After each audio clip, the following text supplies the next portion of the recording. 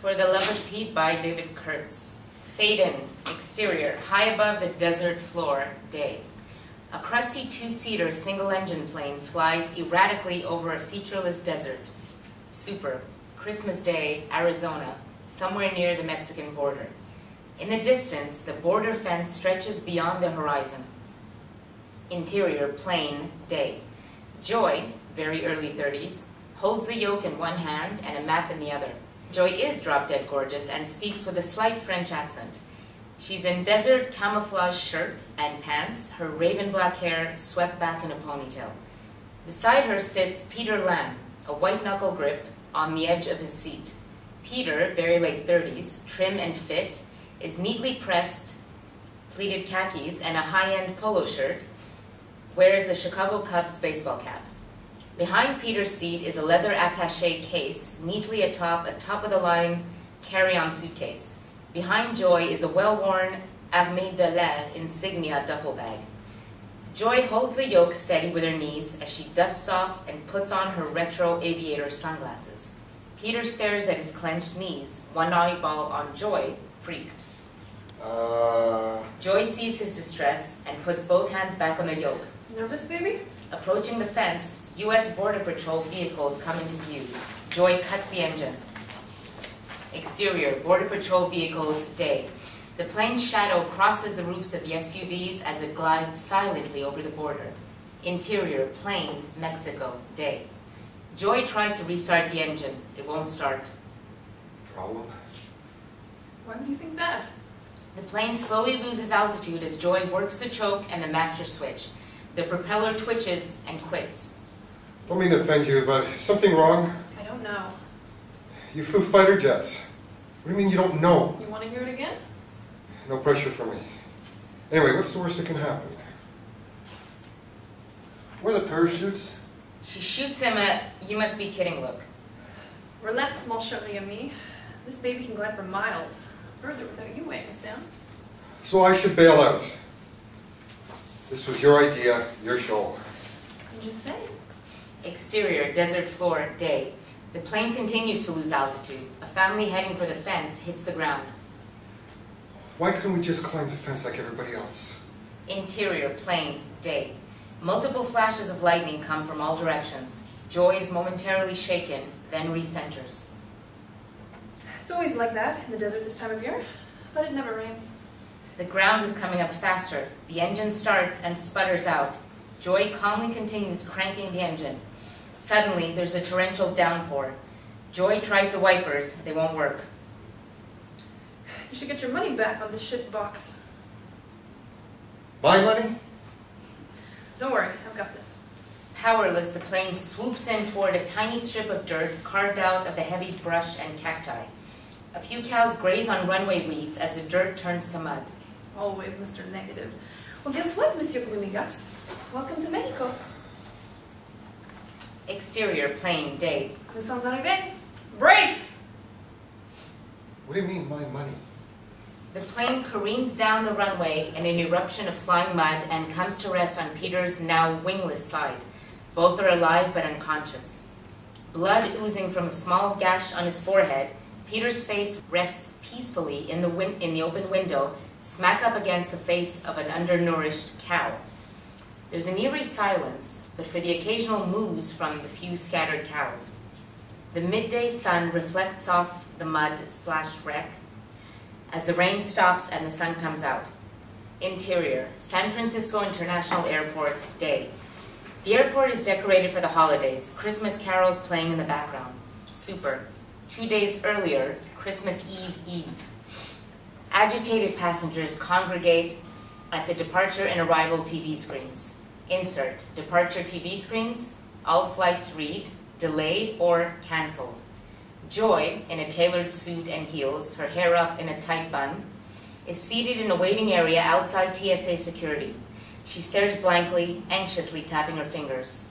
Peter, in a business suit, button-down shirt and tie, looks up at the departure screens, shrugs, and approaches the seating area with his carry-on and attaché case. Of the available empty seats, he picks the one directly across from Joy. We may never get out of here. A chubby 8-year-old boy runs repeatedly up and down the crowded aisles, bumping into luggage and legs. Talking to me? I suppose. Think you get here at the crack of dawn, knowing full well the fog. The boy continues with rampage as passengers, including Joy, grow increasingly annoyed. In contrast, Peter closes his eyes in zen-like detachment. The boy's mother looks at the slowly dwindling number of passengers and gathers up her stuff. Might as well go home. We just come to watch the planes take off. We're going, my angel. You can run around at home without all these people getting in your way. As the boy runs past Peter one more time to meet up with his mom, Peter's eyes flash open. He deftly darts his foot out, sending my angel sprawling. Joy puts her hand to her face, trying to stifle a horrified laugh. Joy darts her tongue out at the boy in support. Peter, an eyeball on Joy's reaction, helps the boy out. Slow down, Tiger. With mother and son out of sight, there's a smattering of applause from the remaining passengers. Peter acknowledges it with a smile and head bow. Peter and Joy's eyes meet again. Fog, should know better than flying a boat this time of year. Just headed to see the kids for Christmas, Chicago. She acknowledges Peter with a nod but doesn't engage. With a polite but dismissive smile, Joy heads off. Peter watches her walk away, enthralled and disappointed. Interior, airport concourse, day. Peter roams the concourse, browsing in shops and windows and the food court. Interior, seating area, day. He sees Joy seated in an otherwise empty waiting area. He hesitates for a moment, then enters and sits directly across. He takes out a copy of the New Republic and a fast food takeout bag. He arranges everything neatly on his attaché case, takes out a hamburger, begins reading. Joy slowly looks him over as he remains engrossed. Suddenly and purposefully, she engages him. Excuse me. You're not following me, are you? Me? No. I didn't think so. Hungry? I bought another for the flight. Double bacon, cheese. But this plane thing's not going to happen. I'll pass, merci. Not a cuisine, weren't you? On business? Joy doesn't answer. Sorry, some of my beeswax. I, in her hand, in the other hand, am an open book. I'm No, let me guess. You're a social services child abuse investigator. And you are a kept woman by a very old Hollywood producer, fresh from a wine buying junket to Napa. Am I that obvious? Mon Dieu, if you only knew what I had to do on this casting couch. Why do they talk to French accents? Vec, un poco de español. I like figuring people out at airports. Gives me something to... Profiling? You mean everyone isn't looking for terrorists or drug smugglers with heroin-filled condoms up there? And what do you make of this mamacita, huh? What am I hiding? Peter, horrified at Joy's reaction to his faux pas, slaps his own face hard, then proffers his face across the aisle. Take a swing, please. Bet you love that, huh? Want to pat me down when it's my turn at security, huh? Maybe I could have blow in my bra or explosives tucked into my panties. Peter, with a show of civility, extends his hand to Joy as he crosses the aisle with all his stuff.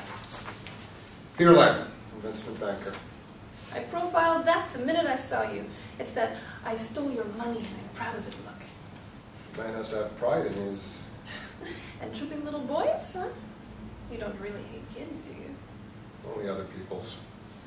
Okay, so you're a father, and I figure a good one. And I'm figuring you married little Miss College sweetheart the day after your first freshman mixer. You're good.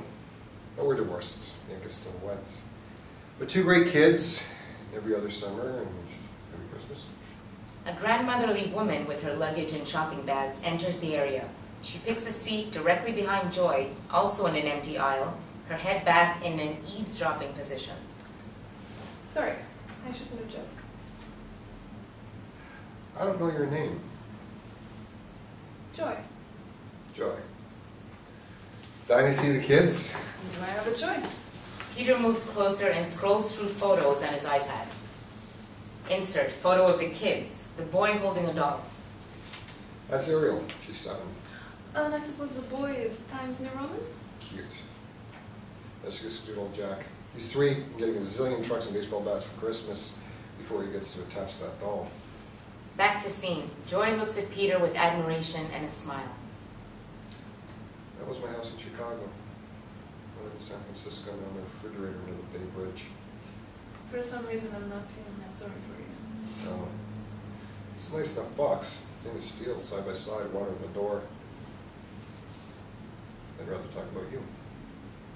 Something? No. Pas d'enfant. Maybe it wasn't meant to be for someone like me. Someone like you. And here's some advice. Call it an early Christmas present. You'll never pick up girls with those Kodak moments. Wouldn't be so sure. But I'll talk. Never had any sort of affair. Not even close. Mazel. Quel dommage. So now you've earned yourself a quickie with a stranger at a fog-bound airport? Bingo. Fantasizing? Get real. Grandmotherly woman leans back closer as Joy grabs Peter's tie and jerks him in face to face. Peter is stunned, captivated, overwhelmed. What fantasies you have in your head are your own business. There's a men's room across the way. Go, enjoy. I'll wait. Joy turns her head toward the grandmotherly woman. We can wait, n'est-ce pas? Honey, until the fog lifts, I'm glued to this seat.